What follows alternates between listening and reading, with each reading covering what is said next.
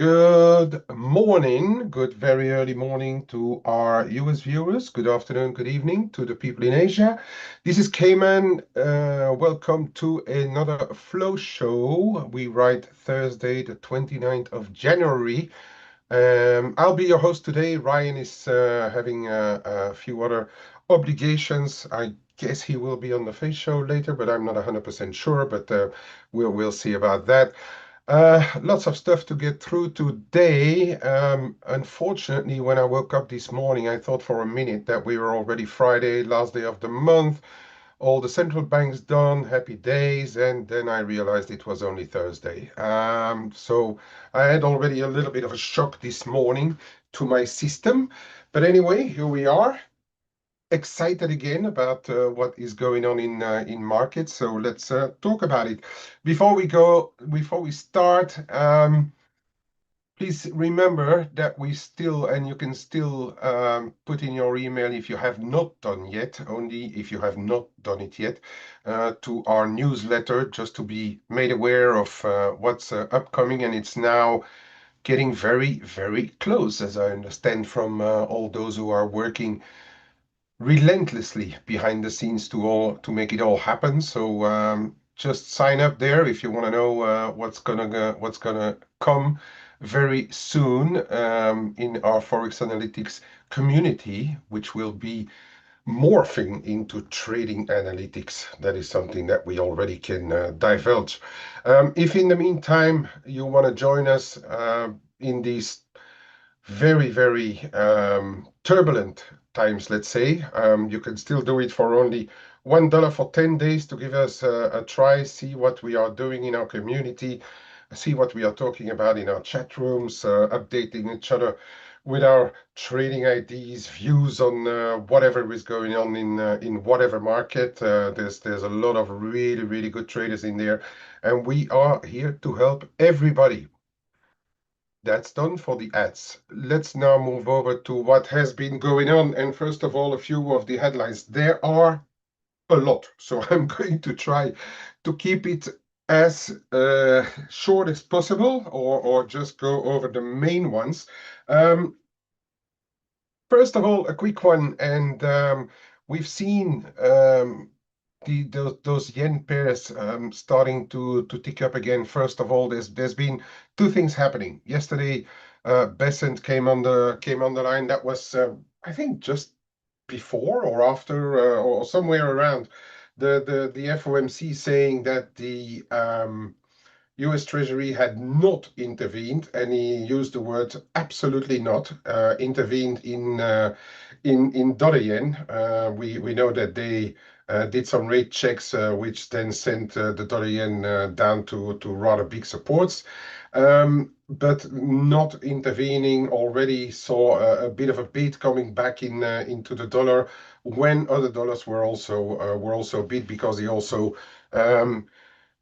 said that the dollar is still that they still have an overall strong dollar policy, providing that the fundamentals are in line. That also helped the dollar to recover, and not only dollar yen. And then we had an additional bit of a lift in the yen pairs overnight when the early election polls, Nikkei came up with an early election poll, showing that Takaichi may actually do it, as I've been saying on the prior shows. She actually could take LDP into a majority again. We know that her popularity ratings are about the sum between what Kishida and Ishiba's ratings were. Especially the working generation, the younger generation is quite supportive of her. So those polls have also put a little bit of a bit under the yen pairs, seen that the market is still thinking, and I guess rightfully so for now, that she is going to be the big spender, the Abe version 2, albeit not completely the same. She has a slightly different approach, kind of a different way of going about things as well. But for the markets, the sum of all those investments, etc., are still weighing on the end. So going into the elections, this is something that could still be in the market and keeping the yen under the cosh. Obviously, we cannot forget what the Japanese officials have done and probably will still be doing. I will look at the rates later on. We are at interesting levels again on the dollar yen. Yeah, we can never forget, obviously, about the Japanese officials. They may want to keep a lid on things until at least those elections, and then perhaps do something more. Moving over to a couple of comments that we had regarding the euro. And then yesterday we had this Kocher, ECB member, coming out.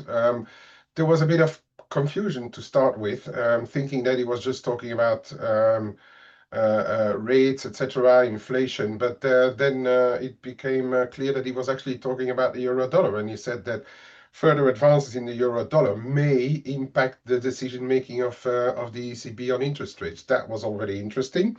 And then later on, around also right ahead of the FOMC, I first thought it was the ECB's Merz on the line, on the wires, but it was actually the German Prime Minister Merz coming out with a comment that he thought that the euro dollar was going far enough, and that they should find ways to make the euro more competitive. That added a bit of fuel to the dollar fire into the FOMC meeting yesterday. But that was, we were talking about it in the room, was a bit of a comment out of the blue, and not sure that it was really meant at stopping or warning people about the euro. Actually, Prime Minister in Germany can do very little about the euro dollar, but that was a bit of an interesting comment that we had yesterday as well, and that was right ahead of the FOMC. The FOMC, I will come to it at the end. In the meantime, sticking at the with the ECB, we had Simkes also on the wires. For him, there is no problem with the euro. The level of the euro dollar, in short, he said, is okay, and that the ECB is still in a very good place. What else do I have as other headlines? Oh, yes. Mr.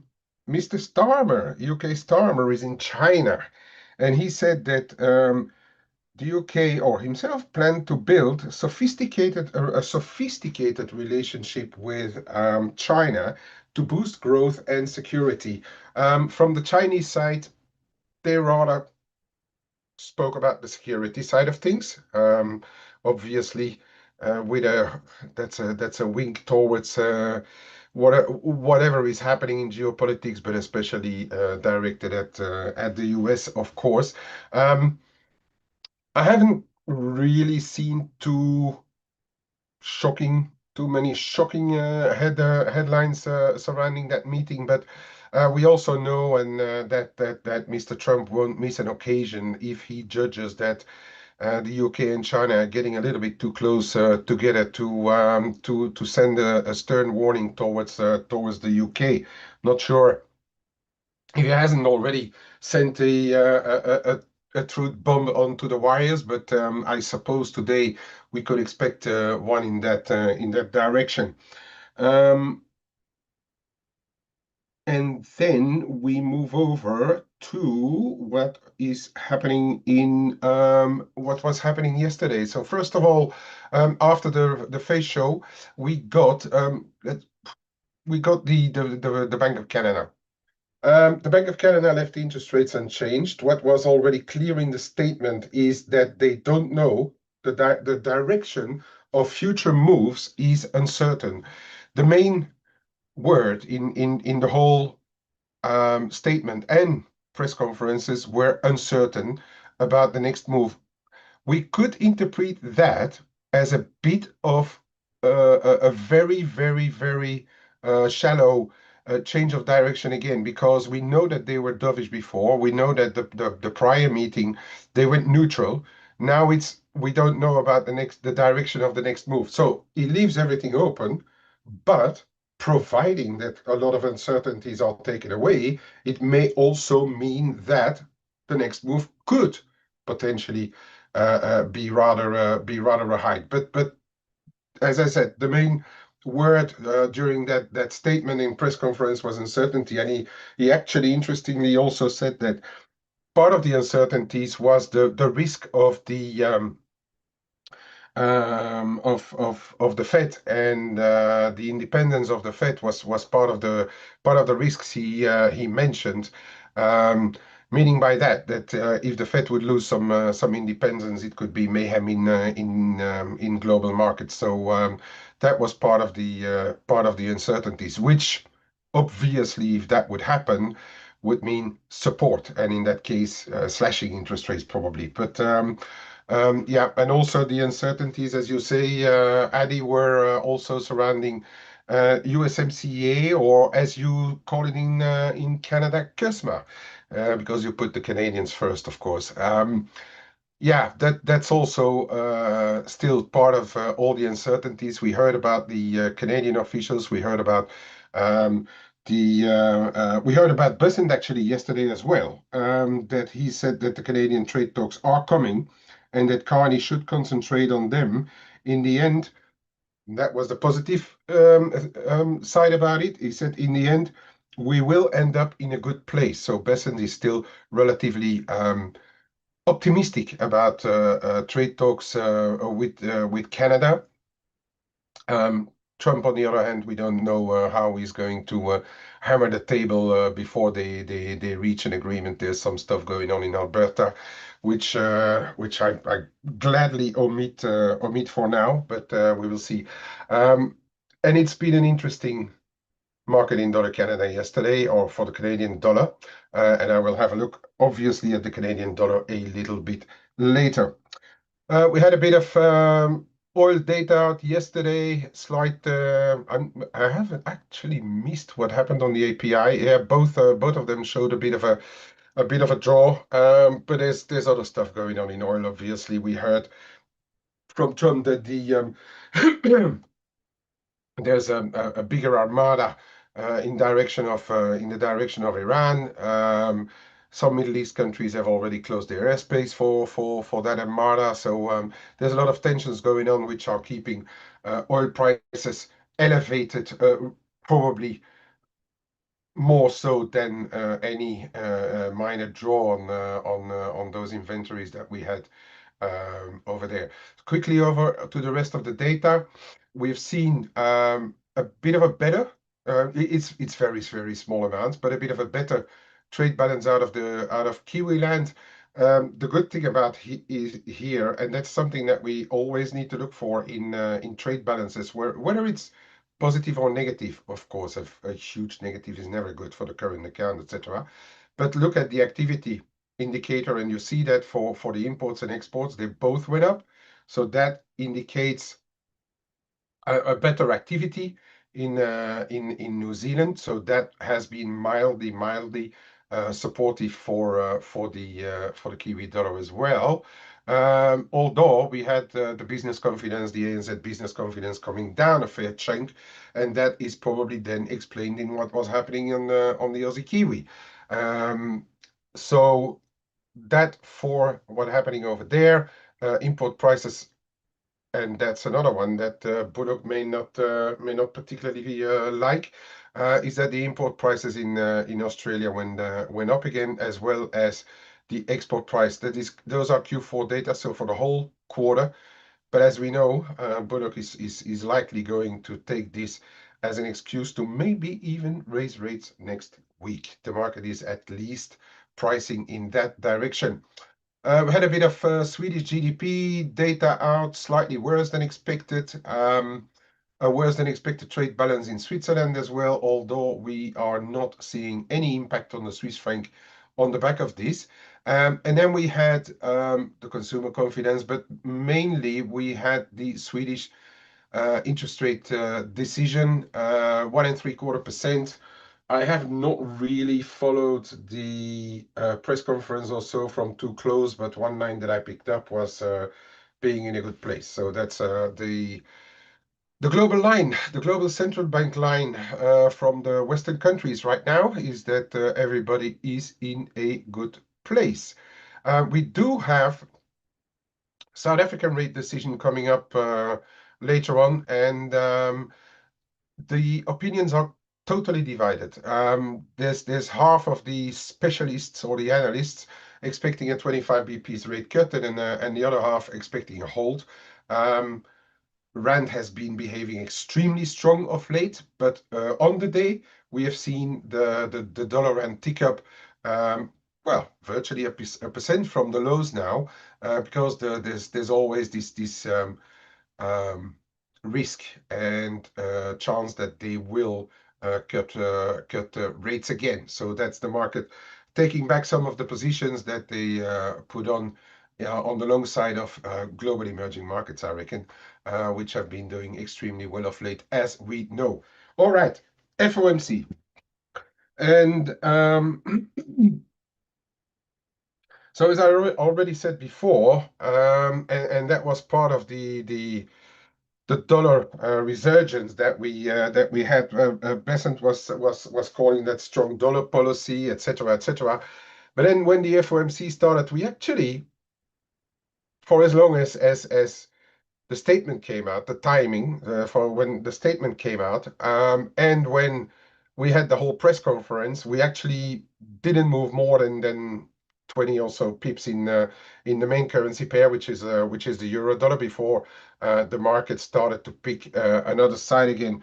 It was the statement could have been called quite undovish because they dropped the line about being worried about the jobs market. But they also smoothened down the line about inflation, but especially the job market, which Powell then explained is rather looking more stabilizing than being overly worrisome right now. Albeit it did add that they still don't see a lot of activity in the jobs market, which brings us back to that famous low hiring, low firing. So that is still what is going on in the market. And then towards the end of the presser, he came up with that line saying that he or they see that the effects of the tariff effects, which they already thought prior to the prior meeting, would be a sort of a one-off, but one-off in spread over a little bit, but at least not a major drag higher on inflation. He said that it seems to have been absorbed already in the market. So that was then the other side of the market, where he thinks that inflation may already have seen peak impact of those set tariffs, which then afterwards was taken from the dovish side, obviously, by the market. And I'm just running over my sheet here to see. Yeah, he also replied at one stage that they are well positioned. As I said already, most of the Western central banks are of that opinion right now.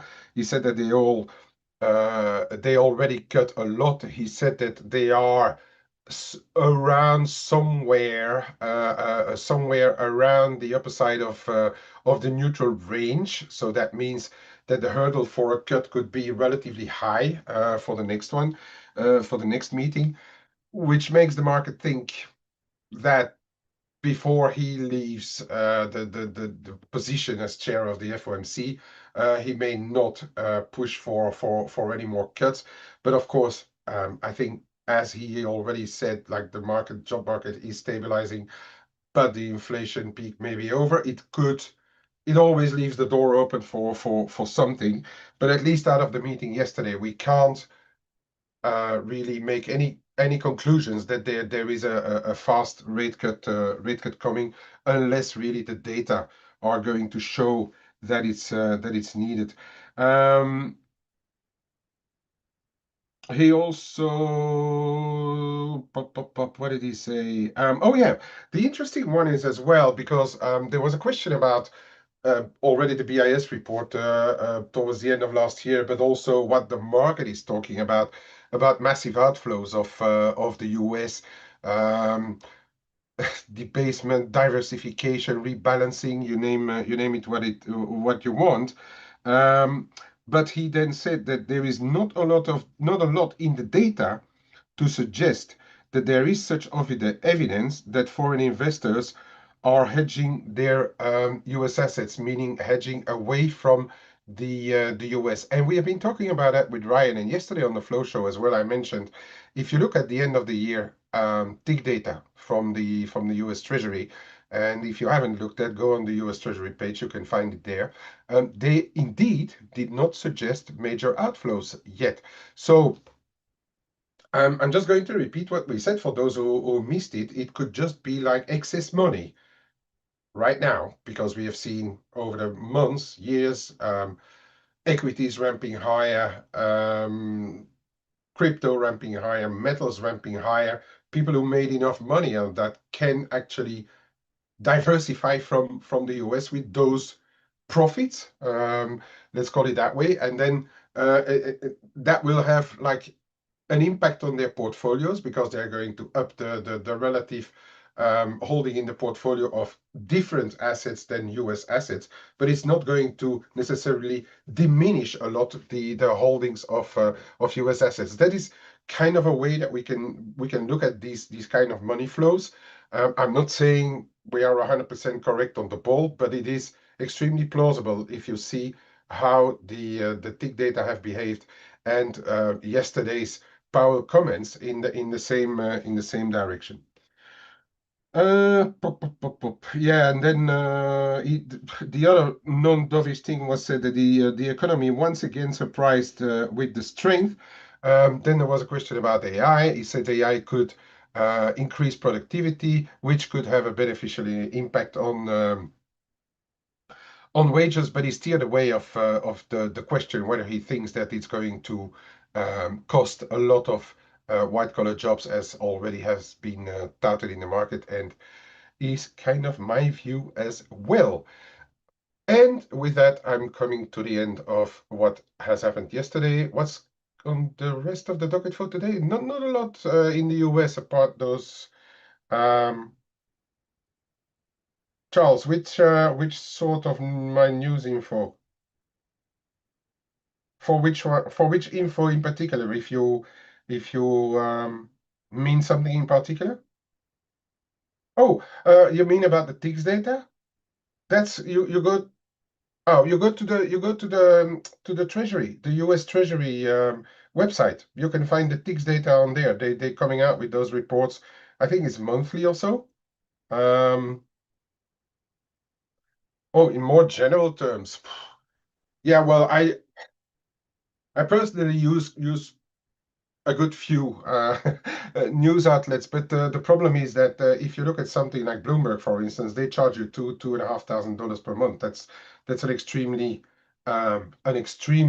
high price, of course, for any mortal. But no, you can actually, if you look at X, Twitter, there's a lot coming up on there, which is extremely up to date and very fast. And if you care about what's going on relatively fast, there's some people in our room who are also quite fast posters. So if you care, you can always come and join us in our room. There's a lot of news coming up there as well, and a lot of also different interesting articles that a lot of people in our room actually put in our news and research room.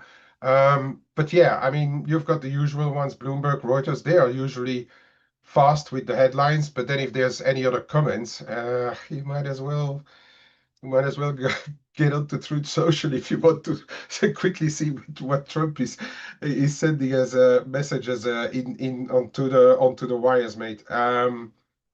Do I use multiple Twitter sources? Well, there's an interesting one, and try Pixut. And those they are putting a lot of stuff on there as well. Okay.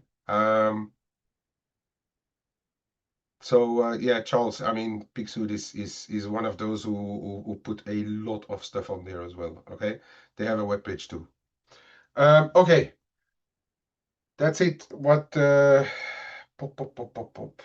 Um, see what you guys already said. Mike, about the end of month flows, mixed, mate. We've, and it's about what I thought as well. And then I've seen a couple of bank strats, and they're also not finding too many big deviations, big impulses um, to call a clear direction. It could be getting a little bit messy, if you ask me, because there has been moves, but then on the bond market, it's been very quiet. If you look at it from the US side, um, mm, equities have been up and down, but I don't think there's enough to get really big triggers on the end of month this time. So okay, I'm gonna call it even even and maybe last minute a bit of messy stuff going on. Okay, back to what's happening in markets. So yesterday we had this euro dollar, and I said on face, if you recall, just give me 1 sec. I need to do something. 10 seconds, guys.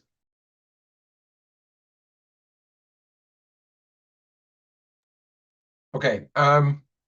So yesterday on Face, I said, well, I think the 119.0515 is probably a more important one than this very long-term line. I think this very long-term line, which comes in at around 119.75, if you really, if your pencil is a bit thicker, it may also come in at around 120 perhaps, but it's this zone here. That's probably going to be important for where we close the month and open the new month.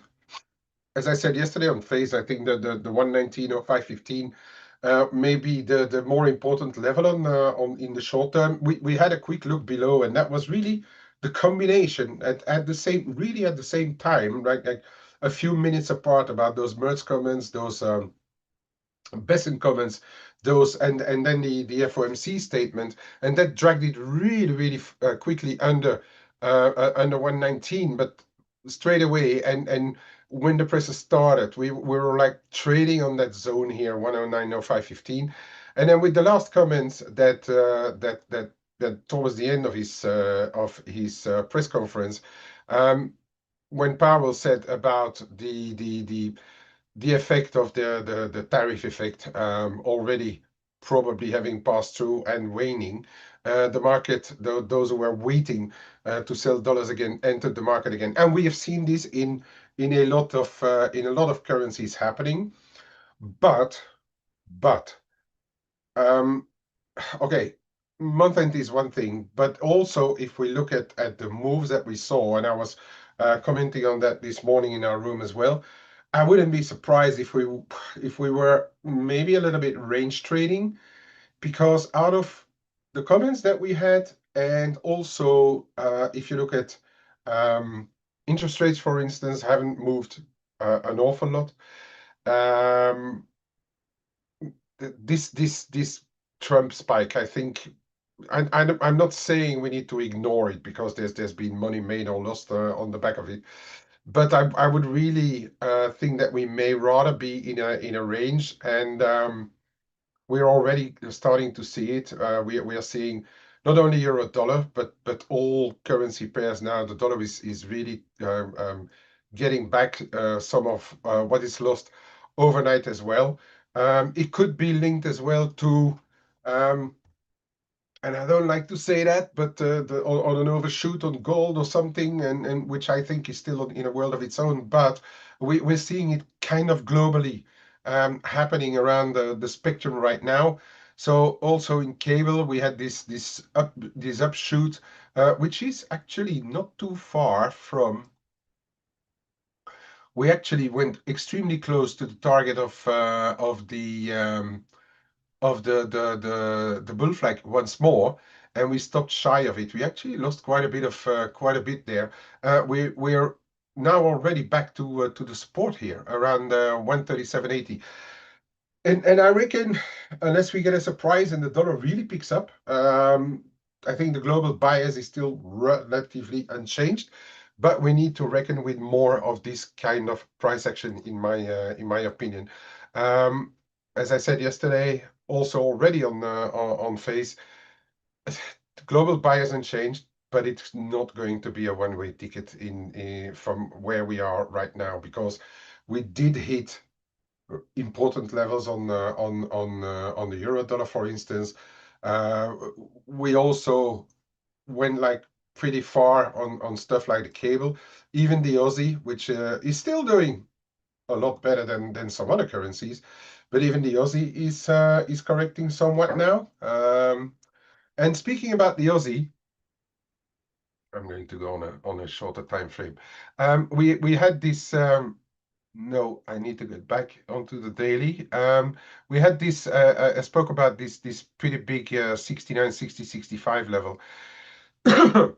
Yesterday, when the dollar recovered versus euro, for instance, we never made it back. The euro made it back to the support around 109 of 119 or 915, but um, Aussie, Kiwi, Cable at that time did not make it back to the better supports. Okay, so I still want to maintain this. I think the Aussie is still one of the better ones because of the fact that the RBA, and we saw that on the prices again that I showed earlier, is not going to like those higher prices. Had a very good jobs report out as well, and the Aussie will still, I think, be one of the currencies that should do a little bit better.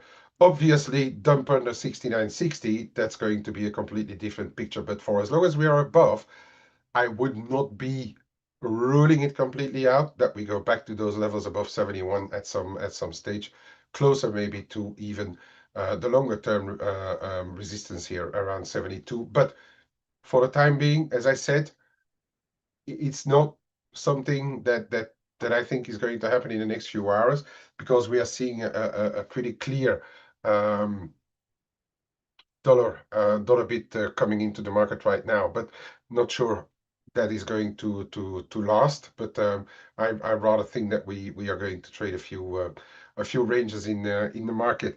I'm looking at your comments at the same time.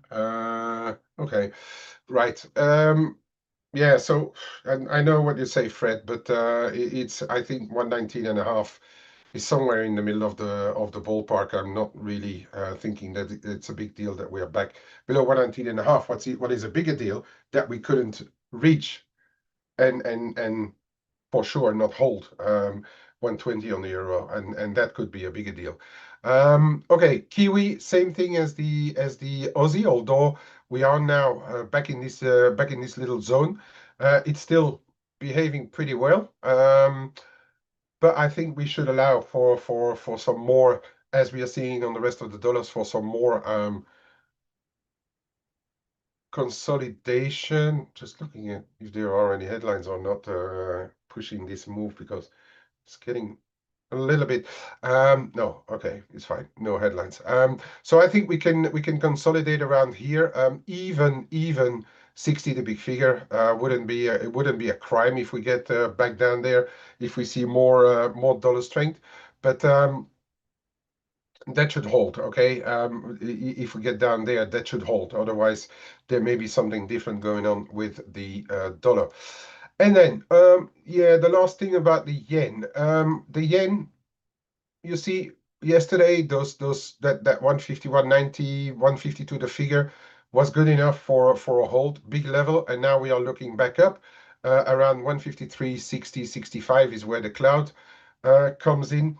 That we went briefly inside on the Bessent comments of no intervention, but I would still take it into account. So if we get a close above 153.65, it may continue to push a little bit higher.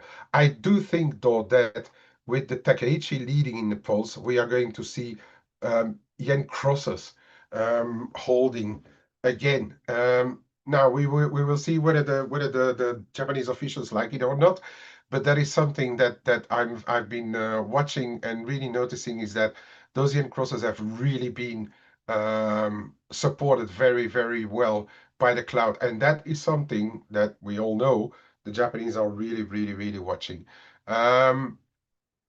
Okay, let's move over to the metals quickly. I will have a look at oil. Yeah.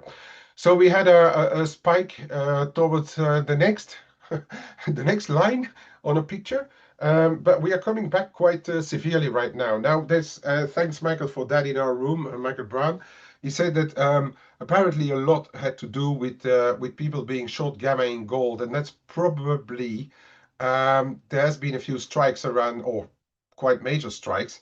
And going through the strikes, it means that people who are short those strikes, that means the liquidity providers, they need to start to hedge. And that apparently that was what was the big spike about in gold. But yesterday already we saw gold ticking up. There's been all kinds of articles doing around, but one in particular is that Tether, the company of the crypto company, has been hoarding tons and tons of gold of late as well. So if you bear in mind that those people usually only talk about crypto, if they pile into gold, that has for sure helped also as a hedge. That for sure also helped the latest rally in gold as well. Now we are back below 5,500, and as I said this morning on the updates, it's really really stretched. I wouldn't be surprised if we see a correction, but so far, all those corrections after 100 or a little bit more, $100 have been bought up again. So we still need to be careful. I think there are going to be pockets where we see all bids all of a sudden disappear, and we could trade a lot lower. But for really to start really correcting, and I would then say gold, we should get back below this level here where we had this where the last spike from became from around low 54s, but then especially I would say this zone here, anywhere between 5280 to 5310 or so. If that would go, that may be the bigger correction, maybe towards at least 5,000. This has been engaged, but let's see, because I thought that yesterday as well, gold would stabilize a bit. And be careful, because if it's really been done by option hedges, if we go back below the strikes and the people who are short gamma have bought above, they will have to sell them out again. So maybe it's going to be a very dangerous day for metals. Silver, the darts players have already had a two first darts at the triple 20.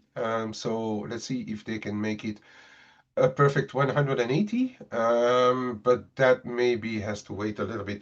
We saw that silver, yeah, we printed a new high, but it's been a bit slower than that gold, which is, of course, to be explained with those option players. Is probably that was the main last move in gold. Silver seems to have gone in sympathy. So we still could be in for a bit more sideways action. Start to monitor around maybe 114 and a half, 115, but then especially 110, 105, 101, 100, of course. That are going to be big levels if we start corrections. I'm personally starting to find it a little bit rich, but I mean, we've been wrong in the past and we'll be wrong in the future. Gold, oil, sorry, oil. It's on a tear, okay? It's on a tear. Now, if you look at the medium term, we're still in a downward channel, okay? And that is up to $69. The psychological $70. But we have, and I'm going to try, I need to clean up my stuff. But we are closing in on a pretty interesting interim level, and that's around that 65.20. That's where WTI, if you pull above, we may see this move up to 69 yeah, call it $70 develop. But again, the overall picture to me still seems we're still in this downward trend, but in current circumstances, with what's happening with Iran, still war zones, etc., I wouldn't be surprised that that we would see a little bit higher. Fred, I saw you. I saw you, Fred. You've already asked it a couple of times in the room. I already asked you in the room as well, Fred, if you care to scroll up. We broken above 64 and held in Brent. The long term, which I'm not going to pull up now, we are still also in the downtrend, but it's higher than comparably to what's happening in WTI. I would say this comes in higher, only around 72, 73. But it's above 67, 67 and a half. So this, as I said, is probably going to be supported um, for as long as that uncertainty surrounding Iran and maybe other factors are in the market. And again, Iran, we know what's happened last time. They launched the attack on a Saturday morning. So when the markets are closed, so we already would need to start to think about what's going to happen over the weekend. In the meantime, I would suspect that the market will not want to stay short of this because of the risk that is coming. Now it can happen on Friday, during the night. It can happen over the weekend. So I guess over the next couple of days that we are going to find support around this 67, 67 and a half on Brent. And there is a possibility that we are going to have a visit of this $70. It's a buck and a half away, so that's about 2% from where we are. But it's well within the possibilities that we are going for a test here.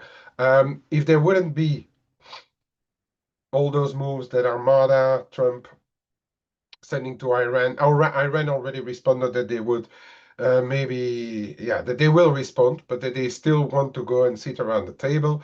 Um, but I think the risk is very high, and the market won't want to be short Fred into going into the weekend if nothing happens before tomorrow. So I think we can have this test of 70 and then see what happens. But when we come out of the weekend, that's of course when we will have to be careful, because imagine that nothing happened, then we'll probably open below that level. Okay. And with that, ladies and gentlemen, I'd say be careful. So just a recap, I think we may be in a more, maybe a little volatile, but in a more rangy situation on FX currencies, more stress in the oil market, and maybe gold, silver. I don't know, but it does look a bit stretched, but we don't know what's going to happen with all those option strikes. I can imagine that quite a few of them are located right where we are now, around 5,500, and of course there's still going to be 5,000s in there, but that seems well, 10%, who knows? That seems maybe a little bit far from where we are right now. Thank you very much for being with me, everybody, on this flow show. I think Ryan will be back. Will be back tomorrow. Yeah, I'm pretty sure he'll be back tomorrow, and we'll see each other on Face. Thank you very much. Have a good day, everybody.